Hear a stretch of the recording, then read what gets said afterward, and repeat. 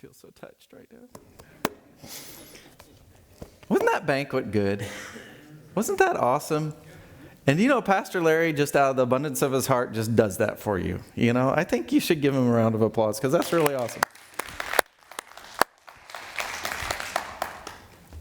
It's one thing to pay for a whole church of 50 people, but 400? 475. 475. Yeah. I just think that's a little awesome. I don't know.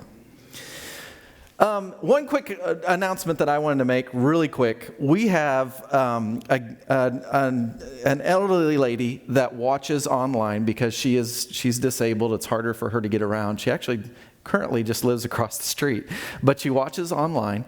And she is actually originally she's moved here, I think, it's been a little bit of time since she's moved. 2 years is what I was on in my head. I don't know if that's right or not for sure, but she is needing to move, and she does not have anyone to help, and she really can't afford to hire.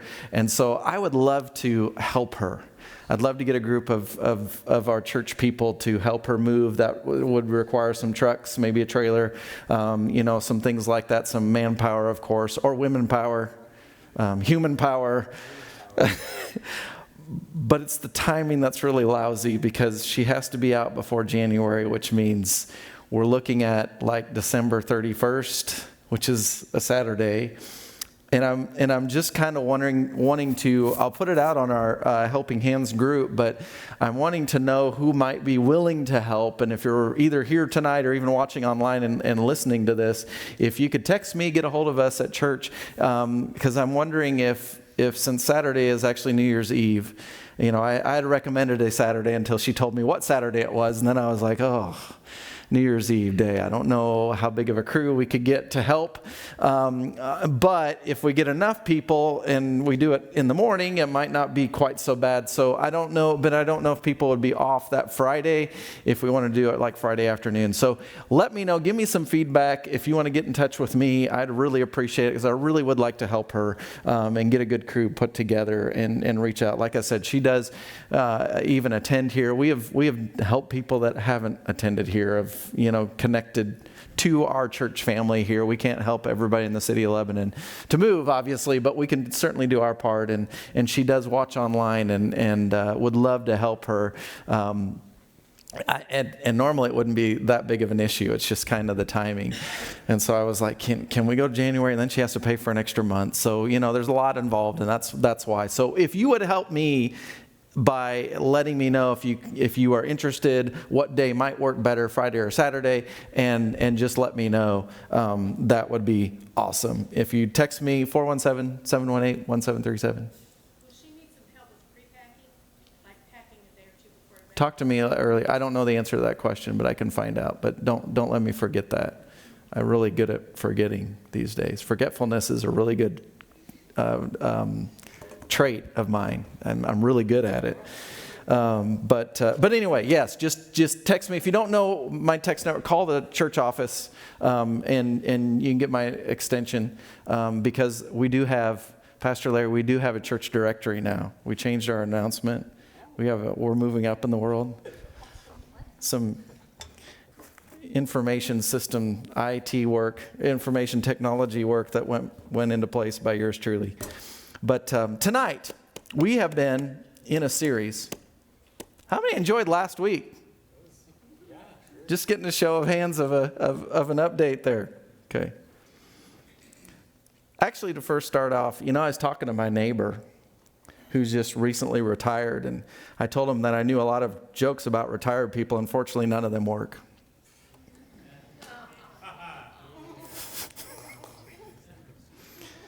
The other day I watched a show about how boats are held together. It was riveting.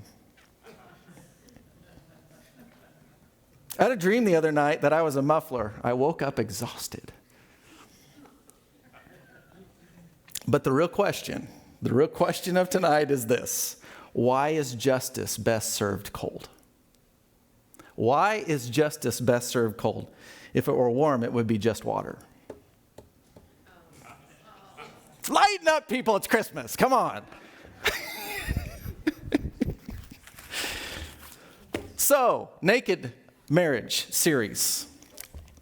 We discovered in week 1 the beauty of a naked marriage when a husband and wife live with complete vulnerability, transparency, and trust.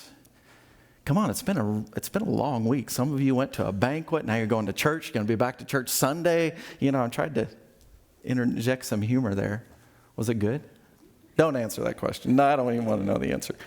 I don't know why I even asked it. But week 2, we discussed how open, honest, transparent, and vulnerable communication is a strong step leading us into the naked marriage. Week 3, we talked about naked fights. And we looked at, if you remember, the F5 marriage tornado versus the F5 marriage peace plan. And last week, we talked about naked sex, not just about taking your clothes off. And if you missed this last week, tune in, find it online. There's really not a great way to summarize this other than to say, go back and watch it all in its entirety for yourself, okay? Tonight, we're going to be discussing naked honesty.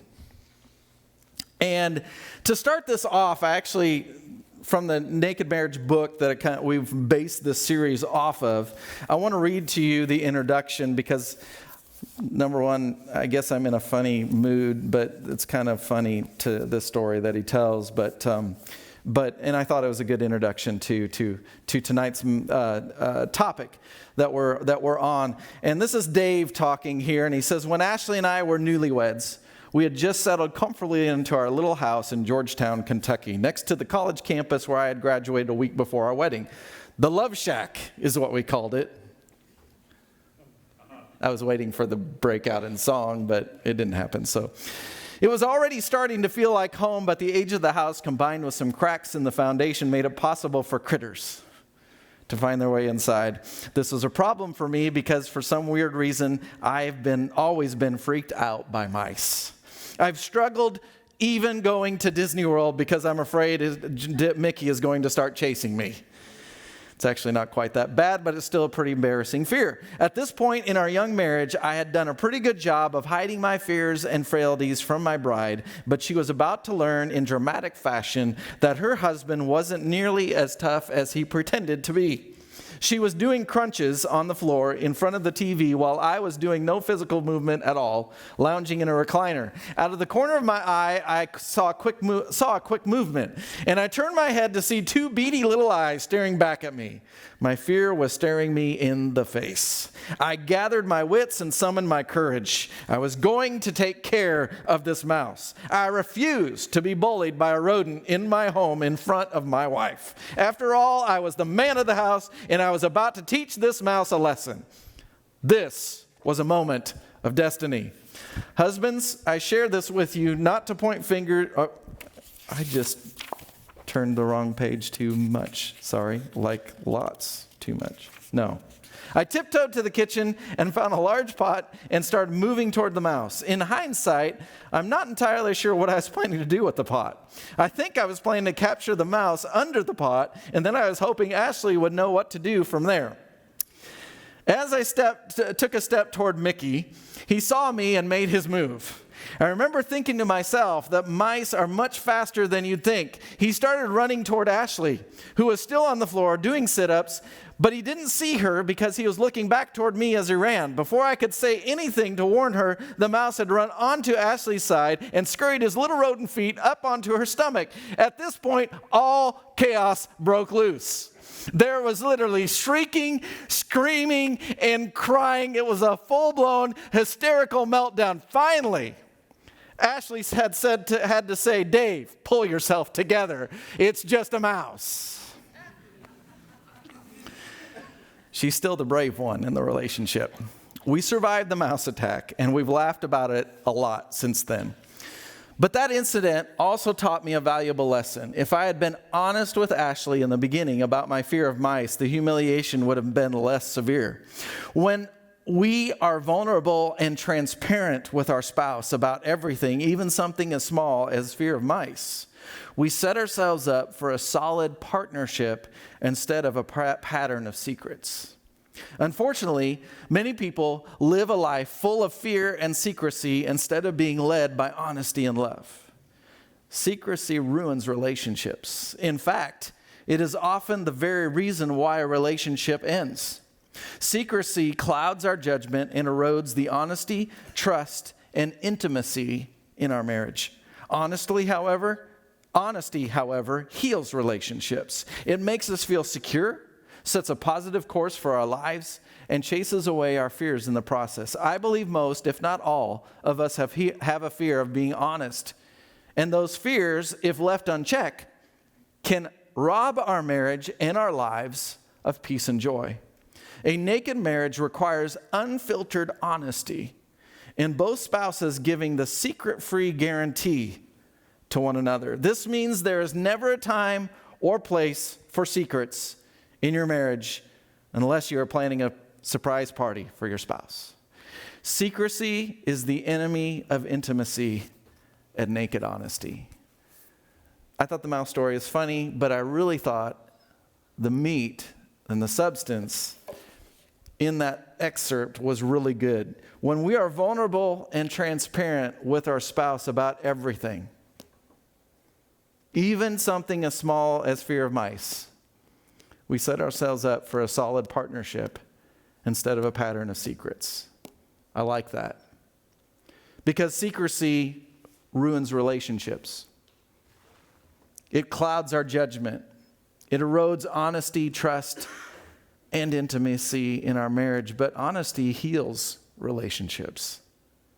Honesty makes us feel secure. Honesty sets a positive course for our lives, and honesty chases away our fears in the process.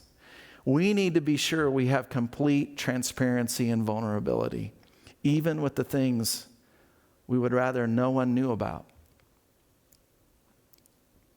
No one knew about. Things like pornography. When I'm reading statistics where 60 to 70% of men deal with pornography addictions. I was going to print this out and I forgot because they did an excerpt of how many 60 to 70% of men are.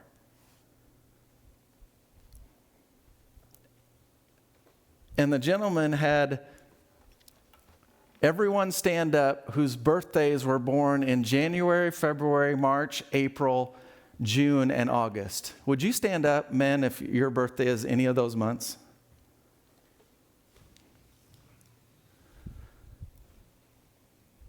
Now look around. This is a visual image of what that statistic looks like. Come on, guys. Now, I don't mean that these people have pornography problems, but what I do mean is look at the men that are standing up and look at the men that are sitting down. That's how many in real life, as we walk around, you guys can be seated, how many in real life that's walking around that is dealing with or struggling with pornography? And yet, so many of us men choose to hide it from everyone, even our spouses. And yet, it's those kind of secrets that truly will not only erode, but eventually, if not dealt with, destroy our marriages. It's something that we all need to look at very, very carefully and think about. Even those things that we'd rather no one know about, there should be no secrets from our wives. Pornography, other addictions, and secrets just in general. I try and be sure I have no secrets from my wife.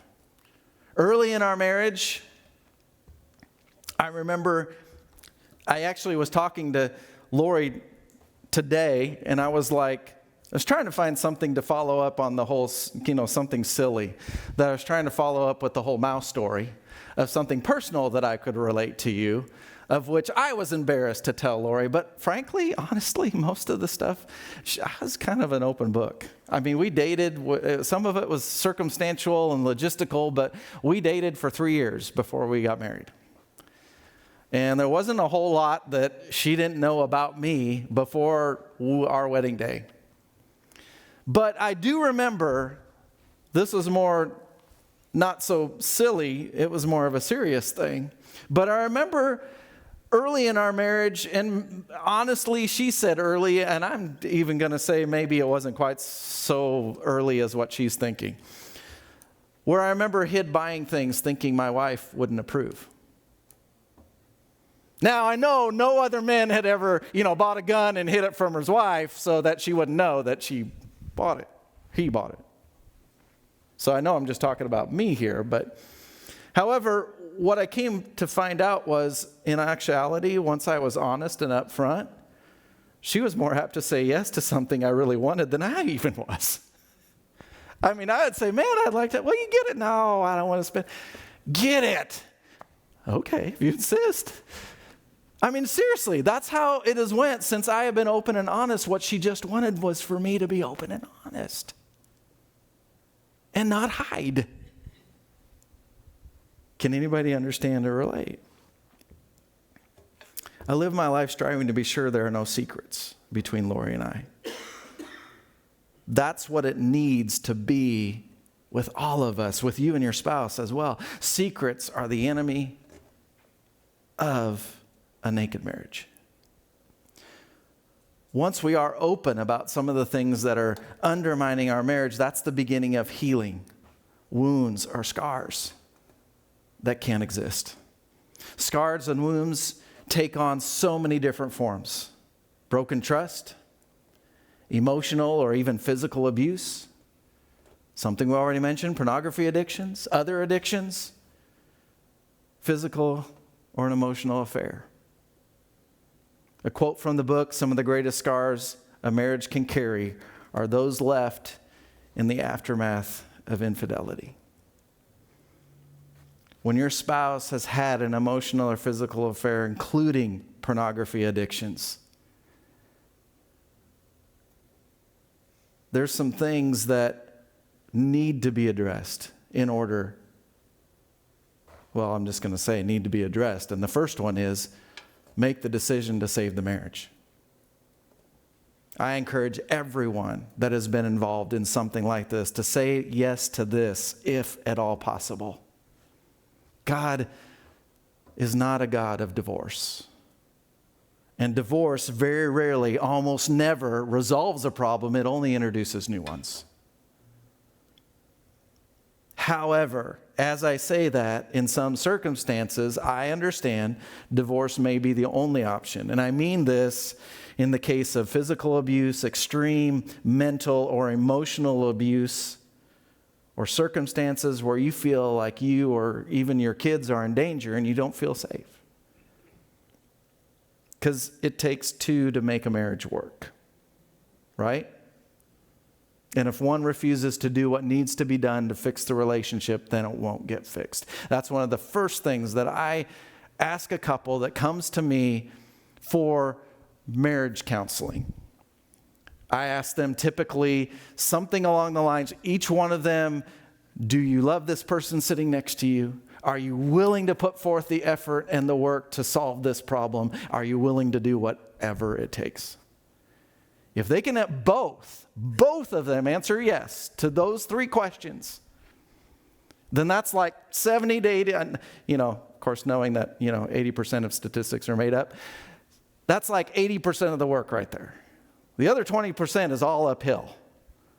But that's a large majority, because without that, there are no guarantees. It takes two to fix it.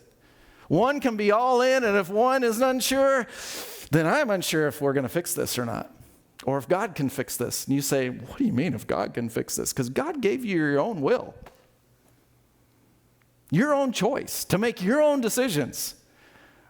And He's not going to force you to do anything.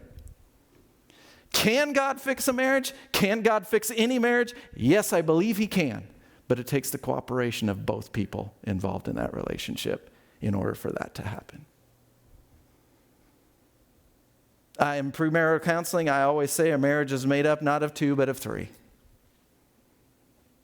Because without God, I don't see how there really is a marriage. It's just a living contract. That's just my personal opinion based on what I see in the Bible.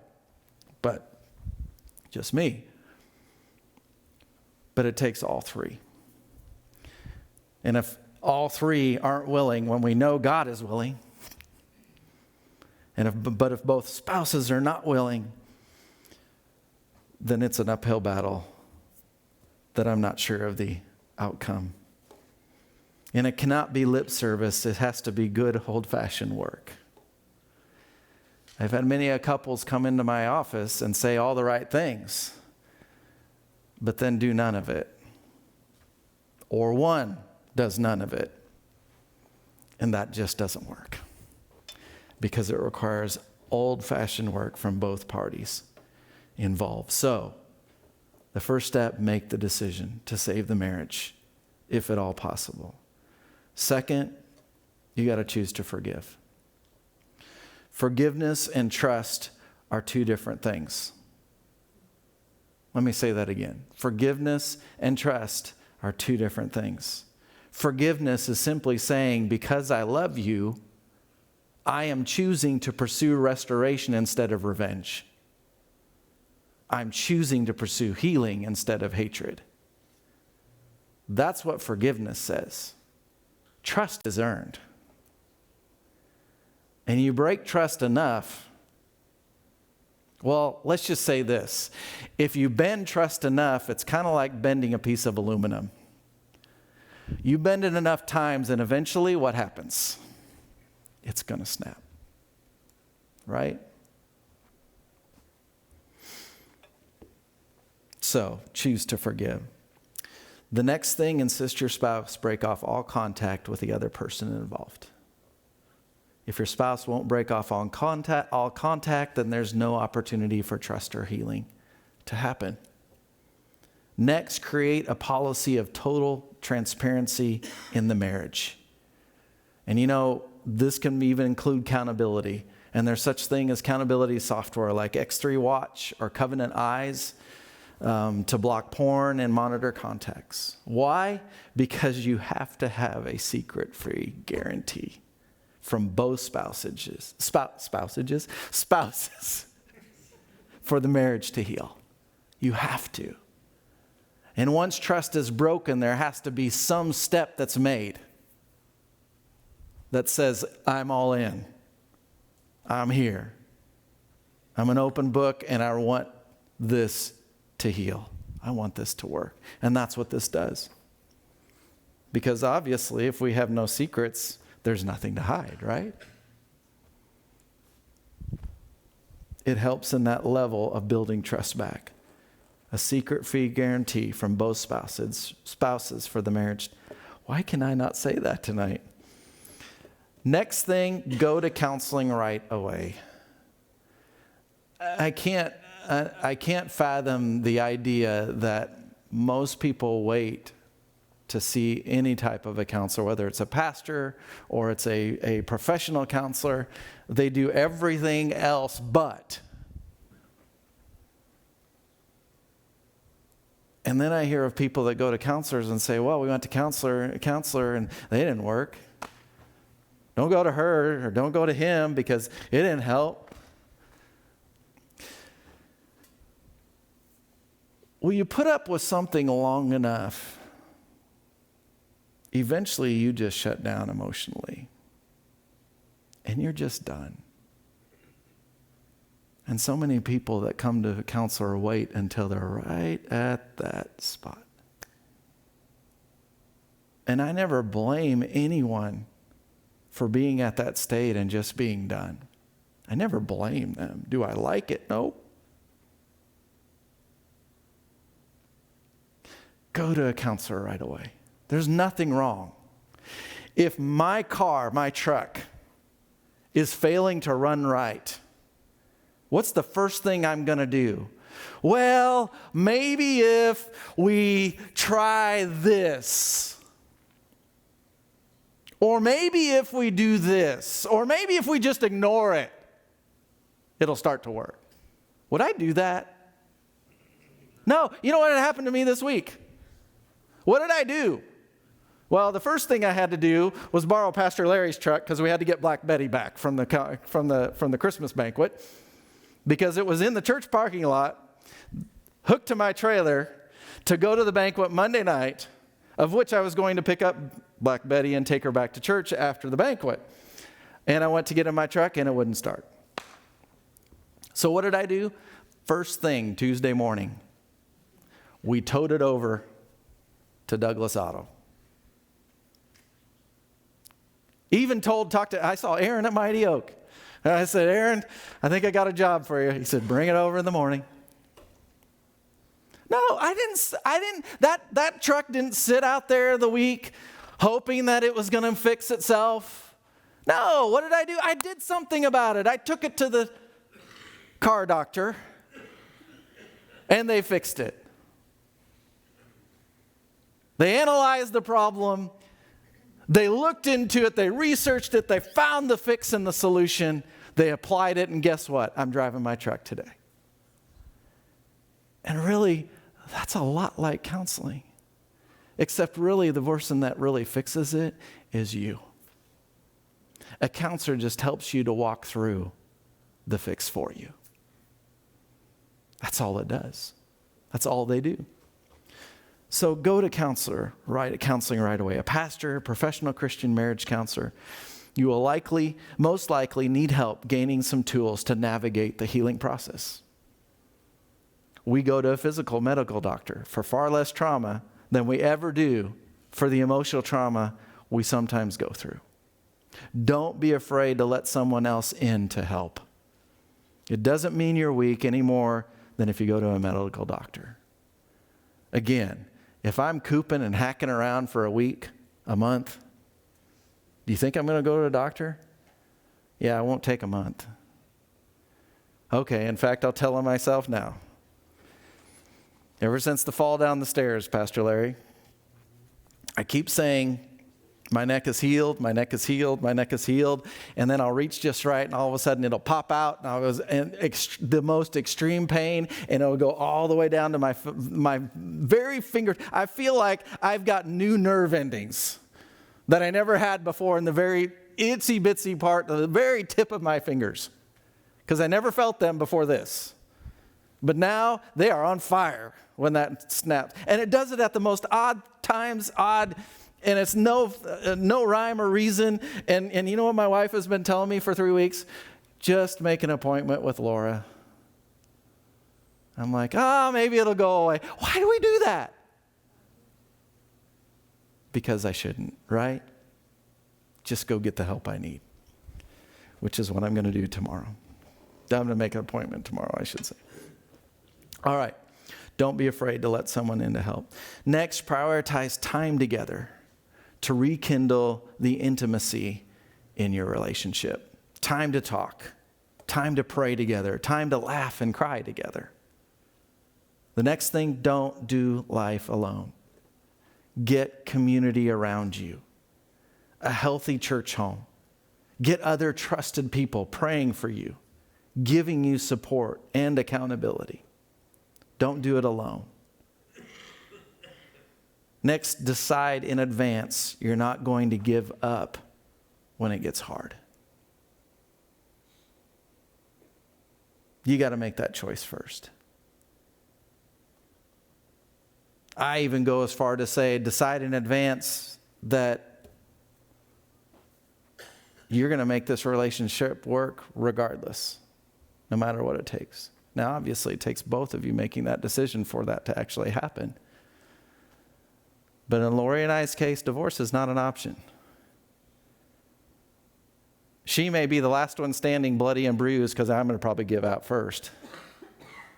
But we're not going there. It's just not an option. Never has been. We're going to work it through.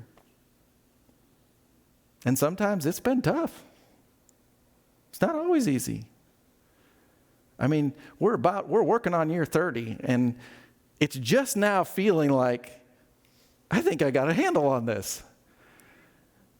I'm sure I say that out of my mouth, and the next week or two I'll be reminded of how much more work I've got yet to do. But truthfully, Decide in advance you're not going to give up when it gets hard. Next and final, don't quit. There's a little addition that Ashley makes here, and it says, and it's an important addition here, if you're doing everything in your power to forgive your spouse and save your marriage, but your spouse chooses to walk away, please understand that it's not your fault. Do everything you can to promote healing and hope, but if she chooses to leave, then let them go in peace. They may choose to end the marriage, but that's not the end of your story. God has a beautiful plan for you, and he will carry you through this. And I do believe that. There is life after divorce. That isn't the end of your story. God has a beautiful plan and story for you. Amen, church? Scars heal when a husband and wife join in prayer and in vulnerability. The Lord will give you grace and strength for the journey, and this deep scar will become a powerful part of your testimony someday.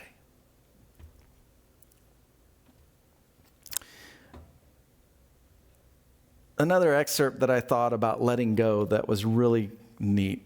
It says here there's a show that Dave and I watch sometimes called Hoarders. Anybody ever watch that show? Honestly, I've watched it like 2 or 3 times. I can't hardly watch it. Some of that stuff is so gross and disgusting. I'm just like, but I have watched it a few times. It's about people who accumulate junk and never get rid of it. Their homes are filled with piles of trash so high that the only things that can navigate around are roaches and rats.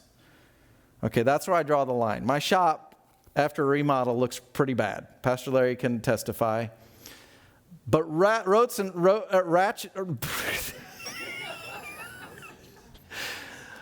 Can I just sit down here for a minute?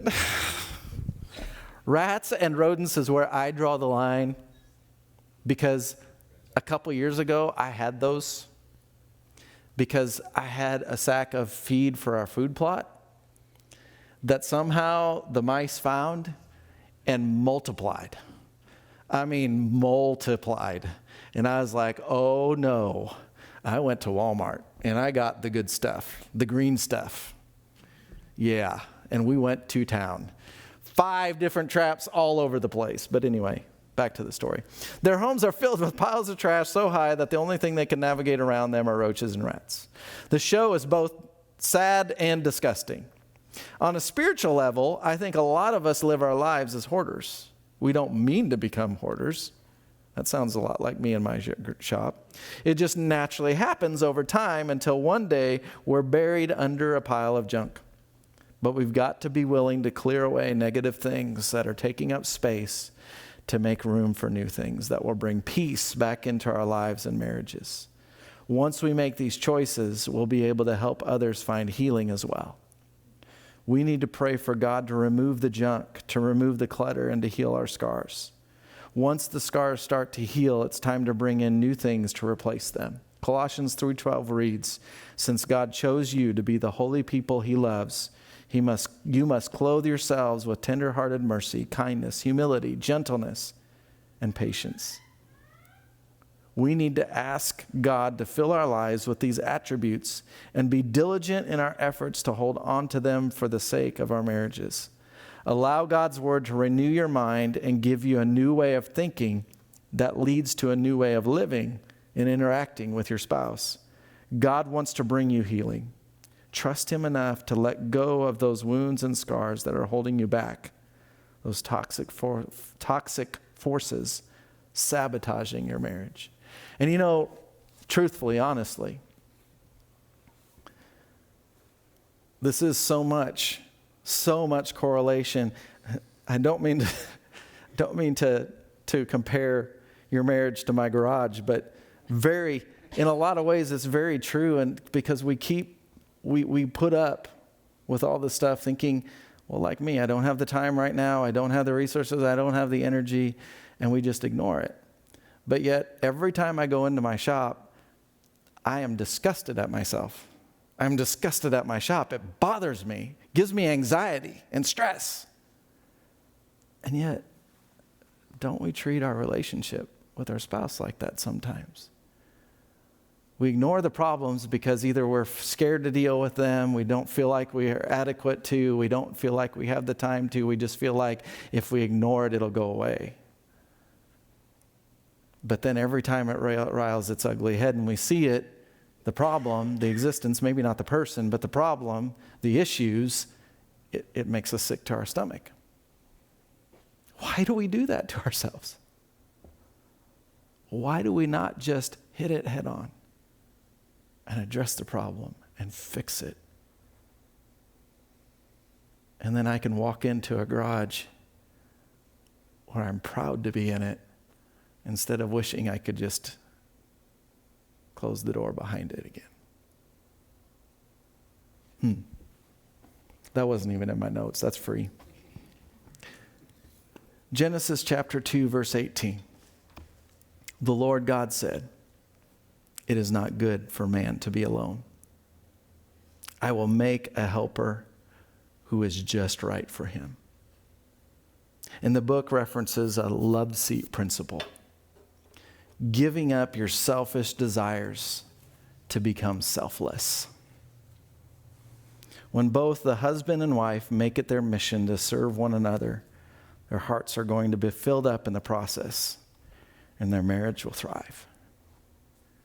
In my premarital guidance sessions, I like to point out a verse where I reference marriage as a team. And out of your reverence for Christ, be supportive of each other in love. For wives, this means being devoted to your husbands like you are tenderly devoted to our Lord. For the husband provides leadership for the wife, just as Christ provides leadership for his church as the Savior and reviver of the body. In the same way the church is devoted to Christ, let the wives be devoted to their husbands in everything. And to the husbands, you are to demonstrate love for your wives with the same tender devotion that Christ demonstrated to us, his bride. For he died for us, sacrificing himself. When we really get this, it changes things. When we become that selfless team and prefer one another over each other, it becomes a wild life and a wild ride like you've never imagined before. Because when we truly become selfless, there is a joy. How many of you know there's more of a blessing to give than there is to receive? And yet, why in our marriages sometimes do we just wait for the reception? And yet, when we start to get this selfless attitude and this team that works together, where I begin to love my wife so unselfishly, selflessly, and in turn, she receives back that by being devoted to me. And then you just kind of try, it's like this contest where you just try to even outdo each other. Do you see how that works? It turns our thoughts, our attitudes, our actions to think about, to prefer each other rather than ourselves. Because selfishness is the killer of every relationship. It lays burdens on the other in a relationship. Selflessness lightens the load of the other, giving them more ability to do more than the other. Danny and Reba, would you come on up here a second?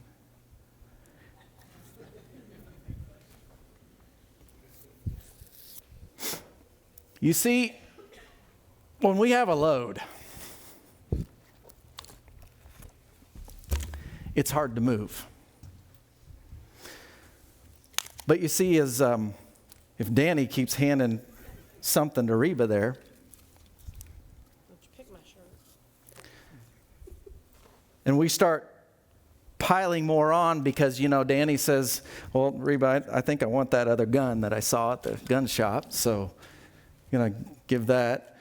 And I want to go hunting today, so I'm going to put that on there. And Jackie asked me to go hunting with him, and he wants me to film him, and so I'm gonna do that, and then he's gonna.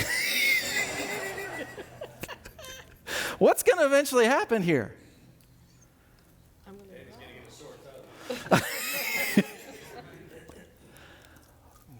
But you see, as Danny begins to say, let me stay home and help clean the house today, honey. And let me take, you're getting ahead of me now. Let's, I really wanted to go hunting, but I know you really would like to go shopping for that Christmas dress. So I'm going to help you out there. And as you begin to take more off and put it on and distribute, what happens? And pretty soon, when you start learning to outdo each other, it's like there is no load at all. Selfless versus selfish. Thank you. Give it up for them. They did a great job. As Nathan is going to really hurt me because I made a mess all over the floor.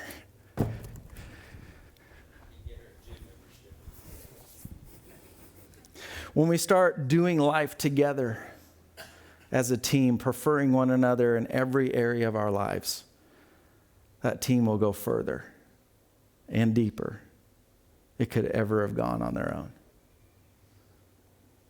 You see, when you start bearing one another, there's power in two. One horse can do a lot. But you put two horses team together, you'd think they could do double, right? Triple. Why? The power of a team.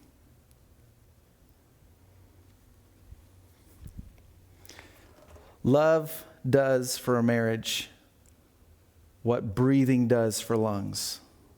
So do everything in your power to keep the love alive. Make time together a priority. Invest in your friendship with one another. Seek new ways to serve each other's needs. Through your words and your actions, consistently communicate your love, adoration, and commitment to one another. Friends, let's strive for that kind of rock-solid marriage. A love and commitment that will never fail. And honesty isn't always easy. It's hard sometimes to own up to your mistakes and failures. And sometimes when we're honest, there may be some uncomfortable moments and conversations. But in the end, it's worth it.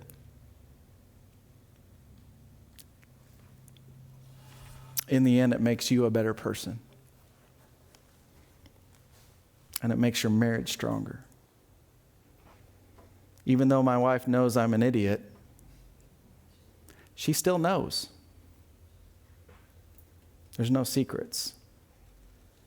Seriously, though, sometimes we don't realize how foolish we really are until we see it through someone else's eyes.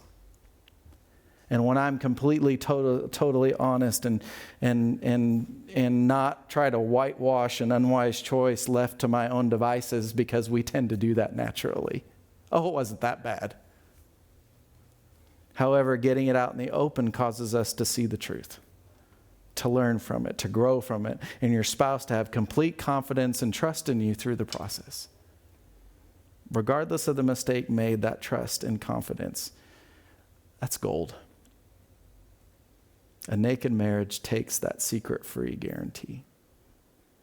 One last excerpt: stop hiding things. Bring it all into the open. It might be a painful process, but it could take your relationship to a new level of health, wholeness, and happiness. That's naked honesty. Next week, we're going to wrap up our series with naked forgiveness. That's all I had, 8:02. I apologize for 2 minutes. I'd say I'd try to make it up, but I'd probably lie, so just being honest. God bless. You guys are dismissed.